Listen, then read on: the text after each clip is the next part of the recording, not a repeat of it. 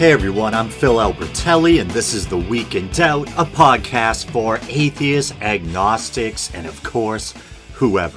Well, mostly whoever, unless you're someone who's really sensitive about people making fun of religion. Anyway, before we start, I think I may have gained a new Patreon supporter. It looks like I'm up to 19, although I may have had 20 at one point, I'm not sure. I wasn't sure if I recognized any new names, and even if I did, sometimes I try to err on the side of caution, because I know not everyone's crazy about the idea of having their name divulged on the air. But if you did recently become a Patreon supporter, thank you very much, and as always, thanks to all my Patreon supporters. The financial and moral support is greatly appreciated. And speaking of Patreon, I recently released a new bonus episode. I think it was roughly an hour, maybe over an hour, in which I talk about how I recently had some dental crowns done. And stupidly, I bought a pack of cinnamon bears. Embarrassing, yes, I know, grown-ass man with a love of cinnamon bears. And somewhere in my head, I knew it was a bad idea, but I ate them anyway. And they were so thick and chewy, they actually pulled my dental crowns out, and I had to go to have them re-cemented. Yes, my very back molar on my left side, my very back molar on my right side. And then I also share the weird tale of how, out of nowhere, I received a package of breast shields in the mail. Turns out it was some kind of weird mix-up. As a single guy, you can probably imagine how perplexed I was. You know, I just kind of paused and looked inside the box. What's in the box? You know, but that was like the last thing I would expect to find in a box addressed to me. But hey. So if you like the news story episodes, you are definitely in luck today, because I have a ton of stories to go over that I've just kind of collected throughout the week. And I guess I might as well start with this story involving Kent Hovind, everyone's favorite young earth creationist slash used car salesman impersonator. But I'm being a little snarky. But on a serious note, is that an actual regional accent? Or is it some kind of phony carny accent that he cultivated? And I know, glass houses and all that. I'm from the Boston area, if you couldn't tell, and I feel like we have an accent that is pretty much made fun of by the rest of the country, if not the rest of the world, so I'm trying to remain self-aware here. But seriously, if you have ever heard Kent Hovind speak, he really does sound like some BS carnival barker. It's almost, it's too fitting, you know, it's surreal. It almost sounds like a snake oil salesman from an old western or something like that. We know macroevolution is false. You've never seen a man turn into a monkey. You've never seen a monkey turn into a man. I know this isn't exactly professional, but I'll play a little clip on my iPad and hopefully my mic will pick it up. Matthew chapter 5. Anyway, welcome to Dinosaur Adventureland. We believe God made everything in 6 days and told us how he did it. Everything. Dinosaurs, everything. Dinosaurs always lived with man. They're part of the normal creation. They're called dragons in many cultures. And evolution is the dumbest and most dangerous religious cult in the history of the world. So there you have it. And I imagine a lot of you listening are probably already pretty aware of Kent Hovind, if like myself you used to binge on atheist versus theist debates and that kind of thing. But for the uninitiated, I'll just read this little synopsis or introduction via Wikipedia. And so it says, Kent E. Hovind, born January 15th, 1953, is an American Christian fundamentalist evangelist and tax protester. He is a controversial figure in the young earth creationist movement, whose ministry focuses on denial of scientific theories in the fields of biology, evolution, geophysics, and cosmology in favor of a literalist interpretation of the Genesis creation narrative found in the Bible. Hovind's views, which combined elements of creation science and conspiracy theory, are dismissed by the scientific community as fringe theory and pseudo-scholarship. He is controversial within the young earth creationist movement, and Answers in Genesis openly criticized him for continued use of discredited arguments abandoned by others in the movement. And so let that sink in for a minute. Kent Hovind is so fringe that even Answers in Genesis, Kent Ham's organization, Kent Ham himself being this fringe young earth creationist, Even Answers in Genesis kind of disowns or disavows Kent Hovind, or at least his ideas. Pretty wild. But the reason why Kent Hovind's been in the news recently is because he's facing domestic violence charges. He was arrested right around the end of July. His now estranged third wife, and I should put wife in quotes, because according to some sources, it's uncertain whether or not the marriage was even official or legal. But for lack of a better word, his estranged third wife, a woman by the name of Cindy Lincoln, I believe, accused Hovind of physically assaulting her and specifically body slamming her. And I know domestic violence is a very serious issue, but there's an irreverent part of me that almost wants to chuckle at this surreal image conjured in my head of this ludicrous figure, Kent Hovind body slamming someone. Very strange. But I'm looking at a Pathos article, and it's not by Hemant Mehta, and this isn't the Friendly Atheist. It's a Pathos channel or page entitled Roll to Disbelieve. And I believe the author uses a pseudonym. Let's see, Captain Cassidy. Yeah, okay. But he gives a kind of concise, neat little breakdown of Kent Hovind's marriage history. So let's see. Kent Hovind was married to Jo Hovind from 1973 to 2016. And so when I was first reading this, I remember thinking to myself, I mean, that's not a bad go of it. What's that, over 40 years of marriage to the same person? And of course, I don't know what the quality of the marriage was. Was he abusive? Was he manipulative? Or did they have a healthy, loving marriage? I don't know.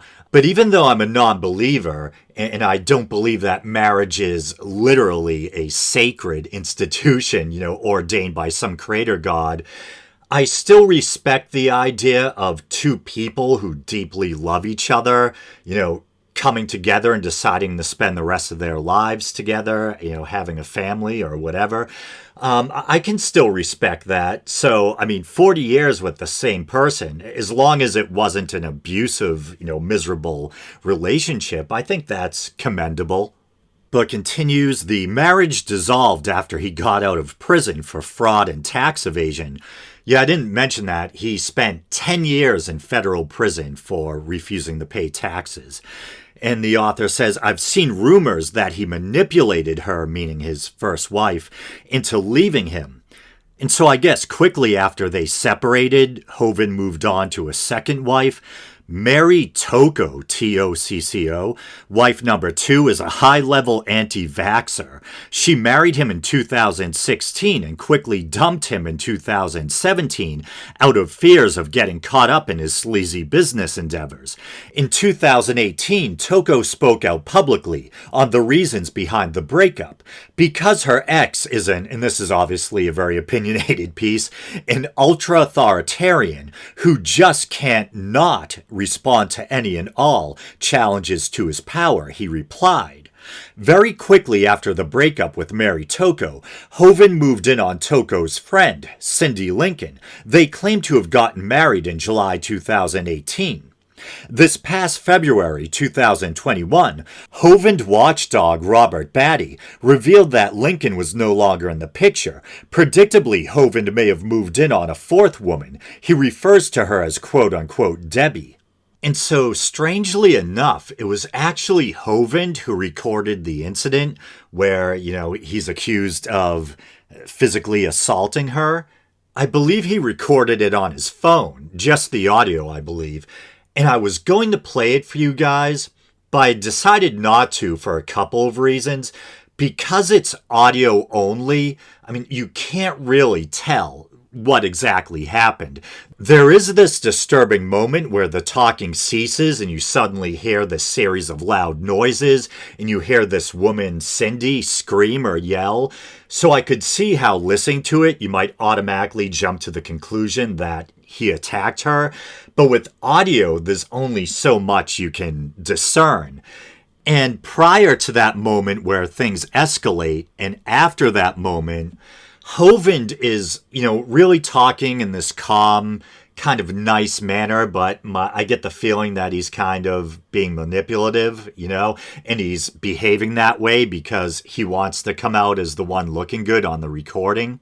And so I'm paraphrasing, but after that moment where things escalate, he says something like, "Why are you attacking me, Cindy?" Or something like that, And it's disturbing because at that moment where you just hear the loud noises and you can tell something physical is happening, you can no longer hear Hovind clearly. It's almost like he's away from the phone for that moment, and you can hear him in the distance saying, whatever it is, kind of interacting with her verbally. And then, so one reason why I didn't play it for you guys is because I don't think we really come away knowing that much after listening to it. I mean, I'm very willing to believe that he did physically assault her, but without being able to see what exactly happened. I mean, there's only so much we can tell. And the other reason why I didn't play it is because it's just really depressing and disturbing. Because, just the fact that you may be listening to someone physically assaulting a woman, that's disturbing. And then after that, it's like she just has an emotional collapse. She is screaming at the top of her lungs, like she's just having a complete breakdown, like she's emotionally collapsing and can't take anymore. And so it's really disturbing to listen to. And so that's why I didn't play it. But if you want to hear it for yourself, it's out there. I think it's roughly 2 minutes long. And if I'm not mistaken, I think Hovind played it on his own YouTube channel because he thought it would vindicate him or something like that.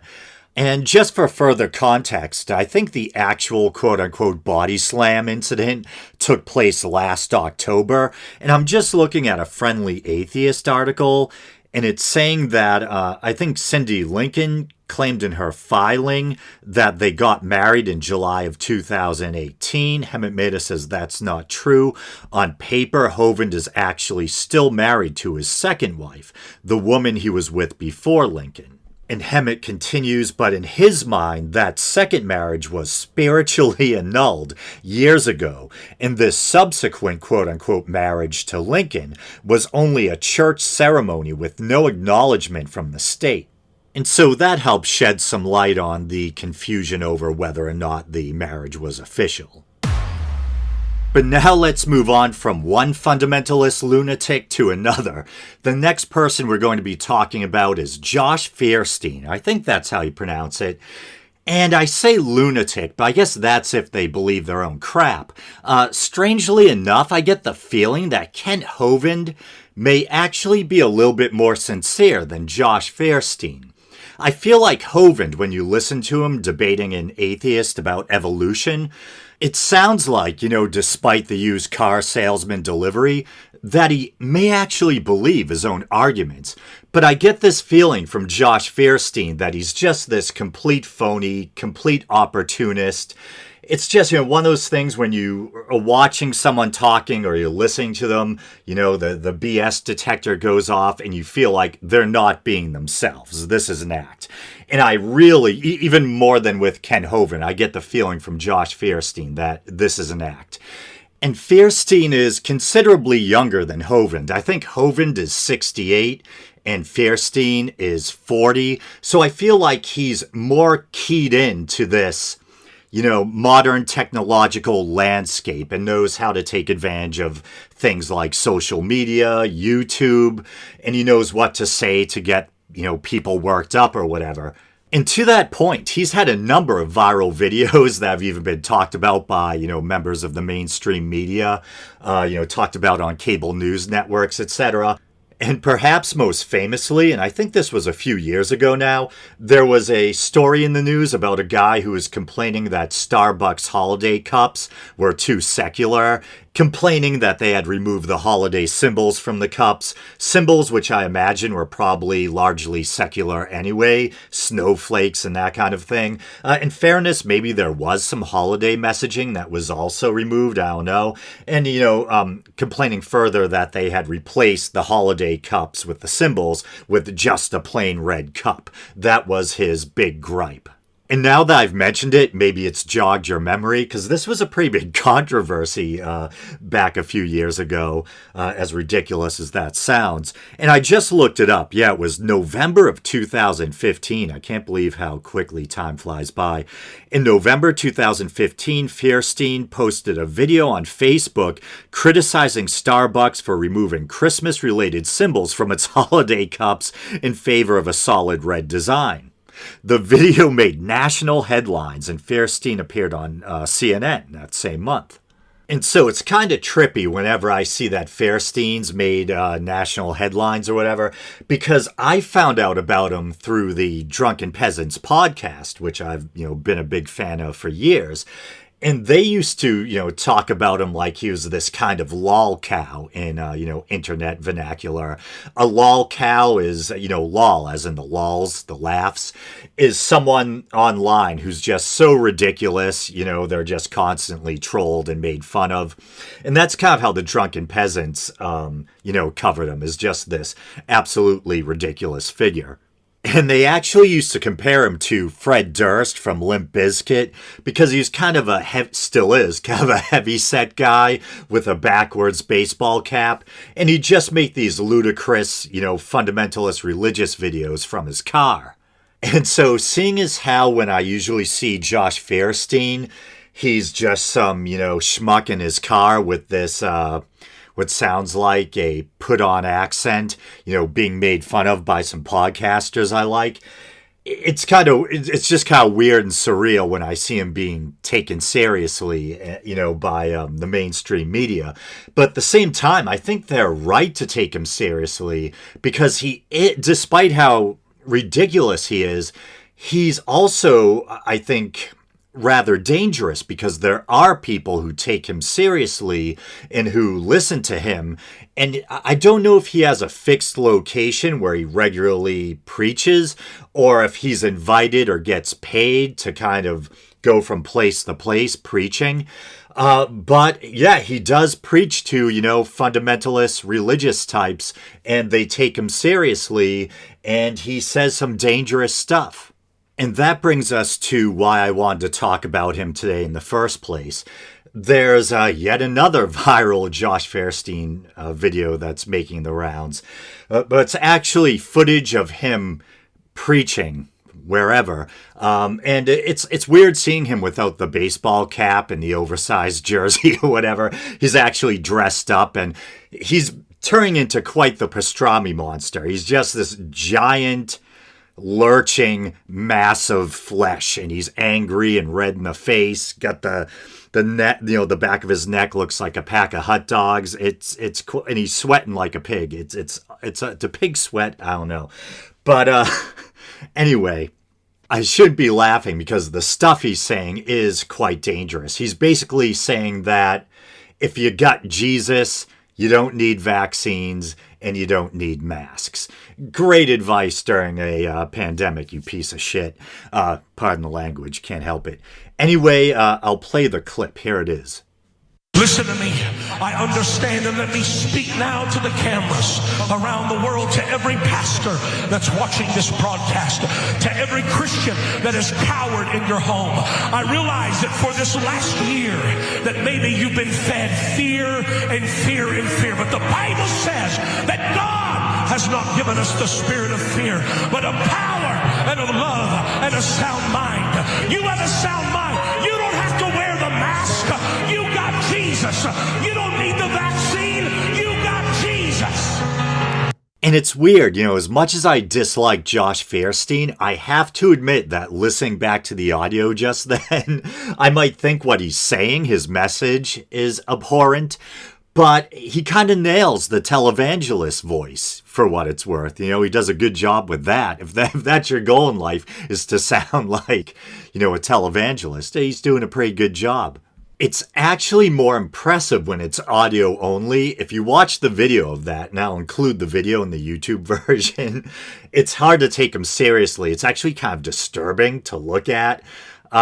He's just this big, angry guy, sweating profusely, raging into a microphone to the point where it looks like his head is literally going to explode. It's a sight to behold. It's horrific.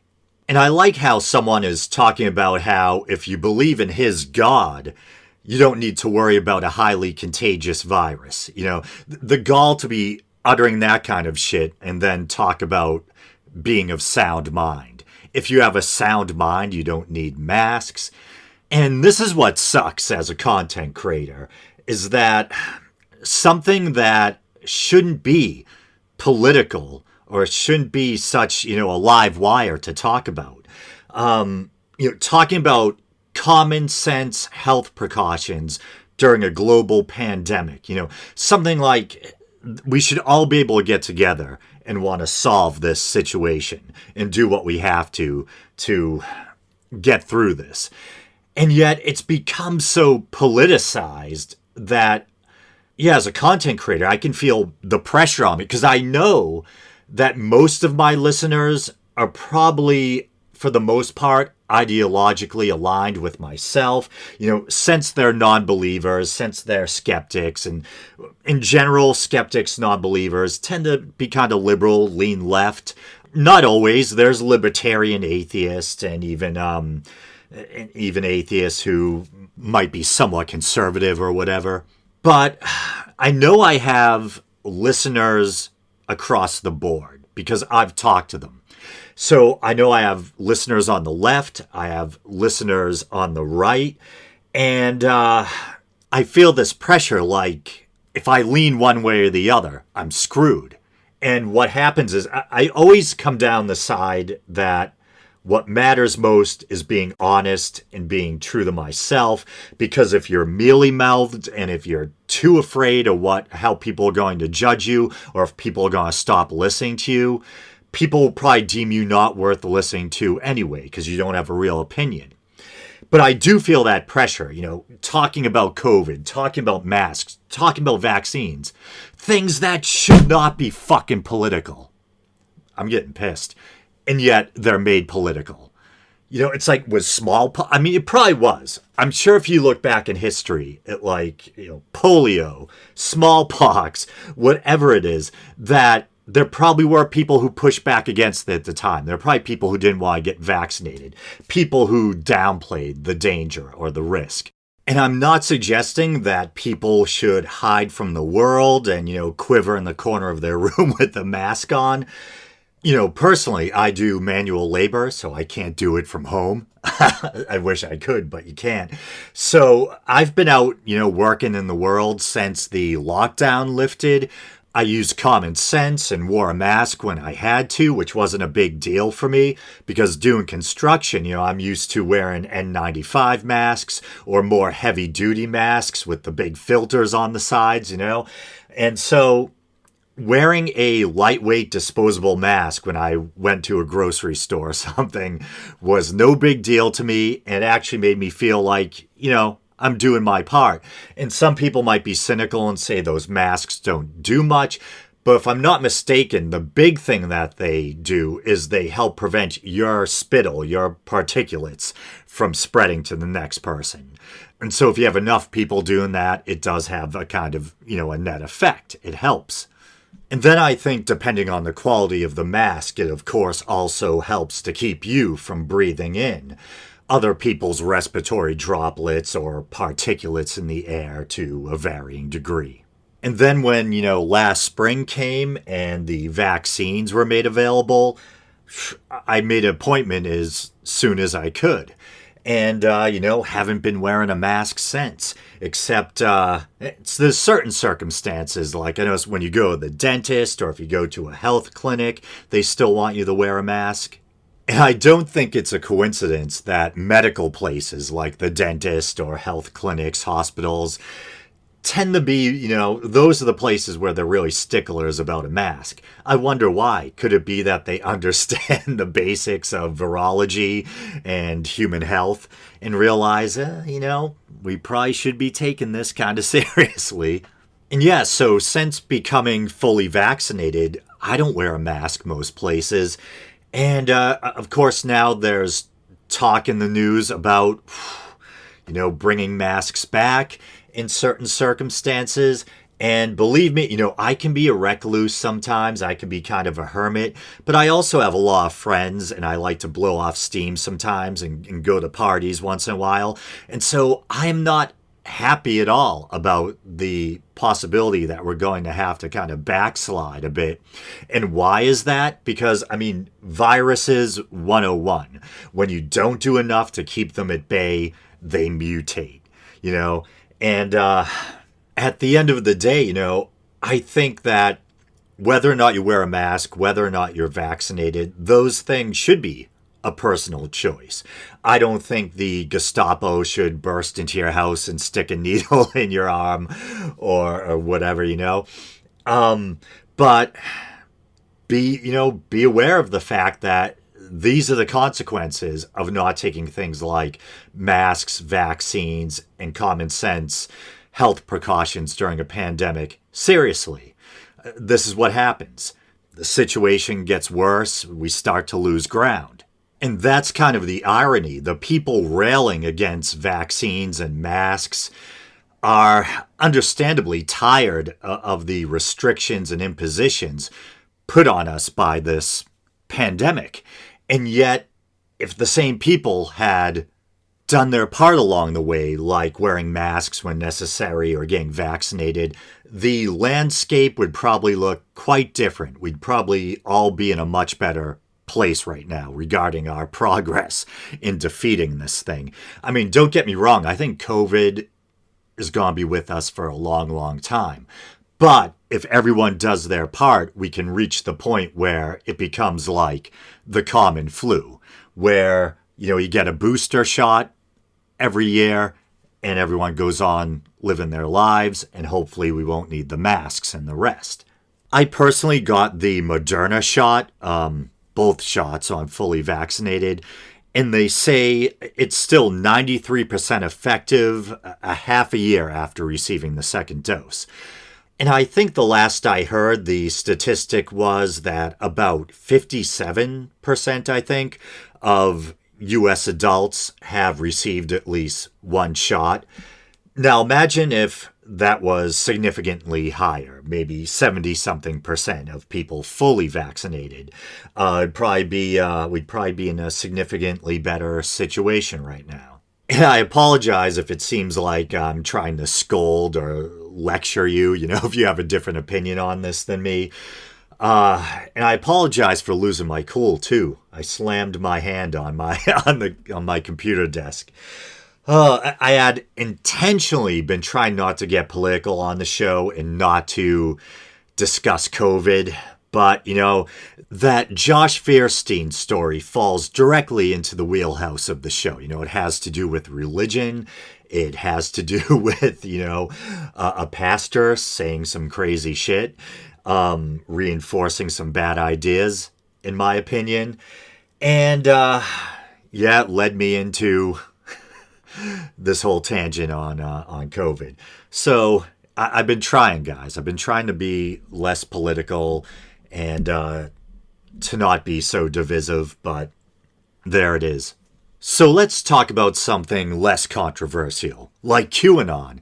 And, sorry, guys. I'll try not to get so, temperamental with this one. And usually I don't talk about QAnon much on the show either. I try to stay away from Trump nowadays and all that stuff. But I heard this story and it was just so horrific, so lurid. And I'm like, I gotta talk about this one. So it's entitled, and this is from CBS, Man Says He Killed His Kids Over QAnon Conspiracy Theories and quote-unquote serpent DNA, fearing they'd become monsters. And so this story is dated August 12th. Yeah, I just heard about this over the weekend. And so it begins, Los Angeles, a California surfing school owner, was charged Wednesday with killing his 2 young children with a spear gun in Mexico because he believed they would become monsters, authorities said. Matthew Taylor Coleman, 40, of Santa Barbara, is facing a federal charge of the foreign murder of U.S. nationals, the U.S. Attorney's Office said in a statement. Coleman confessed to the FBI during an interview that he took his 2-year-old son and 10-month-old daughter to Rosarito, Mexico, and I think this is a typo. It says where shot a. It should probably be where he shot a spare fishing gun into their chests, according to an affidavit filed by an FBI agent with the criminal complaint. And it's really eerie because they include a picture of the family and it looks like the perfect all-American family.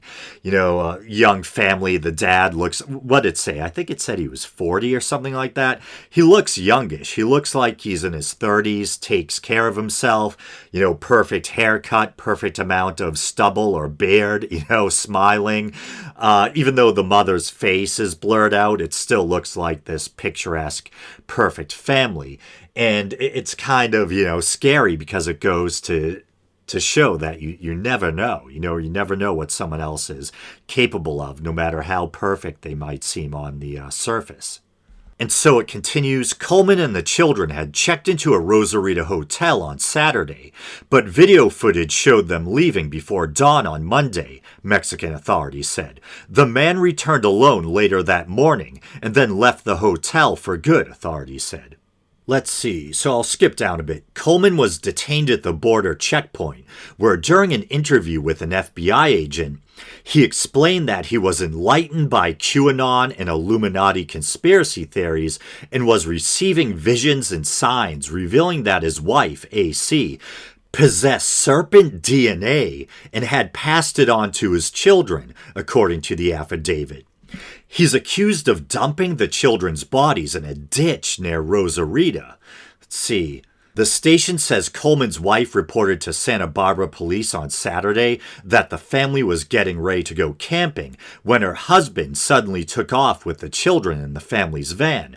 She said she didn't know where they were going, and he hadn't answered her text messages.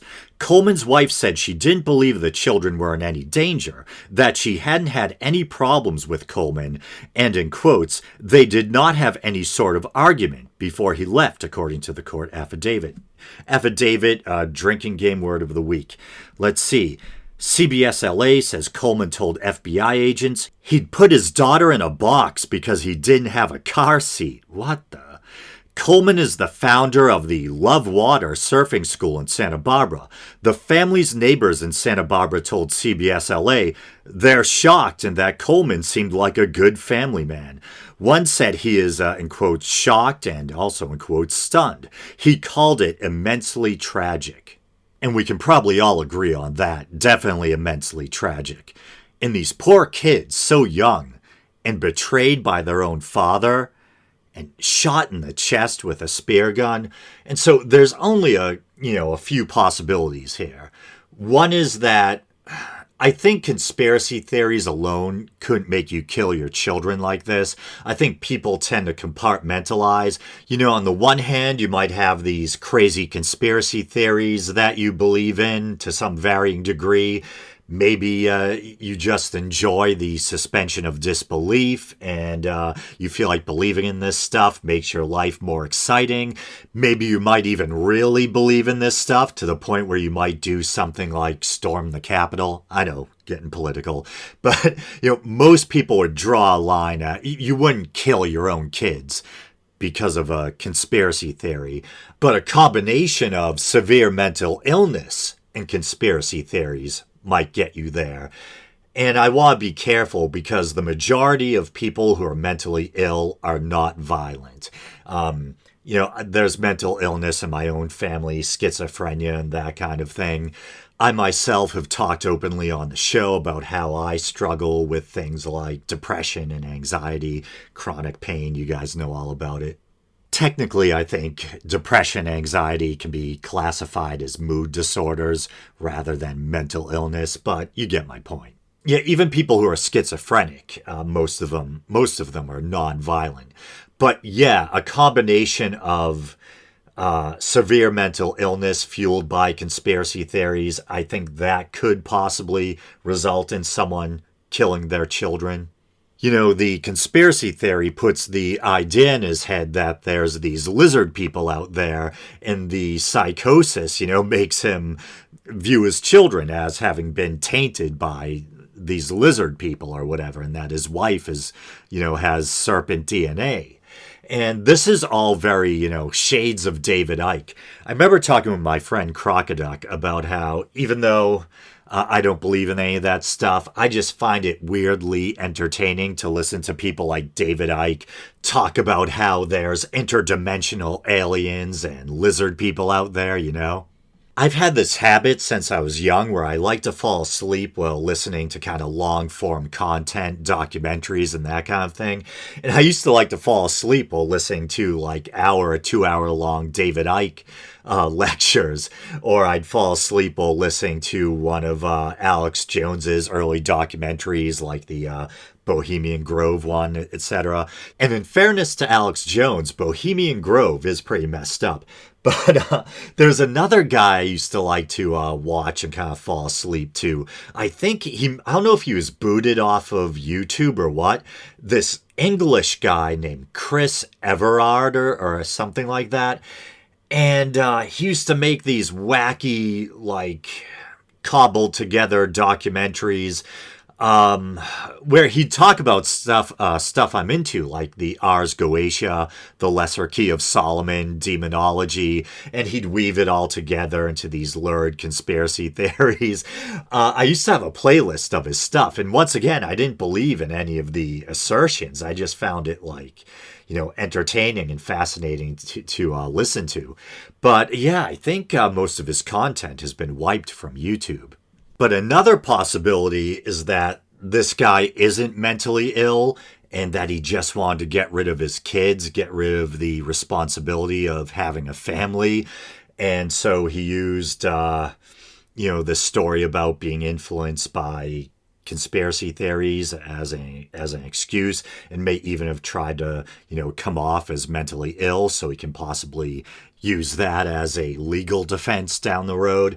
But if that's the case, then, if he just wanted to get out from under the responsibility of having a family, why not just leave, disappear? Why kill the kids? Why kill the kids but leave the wife alive? Very strange. But yeah, horrible, and I feel bad saying it, yet a kind of darkly fascinating story.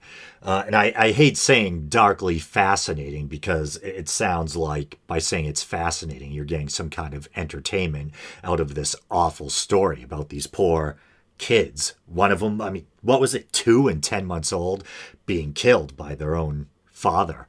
But I wonder if he did have a history of mental illness, if it was, say, schizophrenia. The onset of schizophrenia usually occurs maybe your late teens, early 20s. This guy was 40. You'd think someone would know something about, if he had a history of that kind of thing. And if this guy was in the grip of some kind of severe mental illness, maybe I could have a scintilla of compassion or feel bad for him in a way because it wasn't entirely his fault. But if this whole thing about the conspiracy theories and receiving visions and his wife having, thinking his wife had serpent DNA is all a BS made up story, then I don't even want to say what I'd want to see, happen to this guy killing those kids. And I'm not a lawyer, surprise, but I think the way in which he dispatched of his own children and disposed of the bodies, etc. I think it was too methodical for him to be able to hide behind, an insanity plea.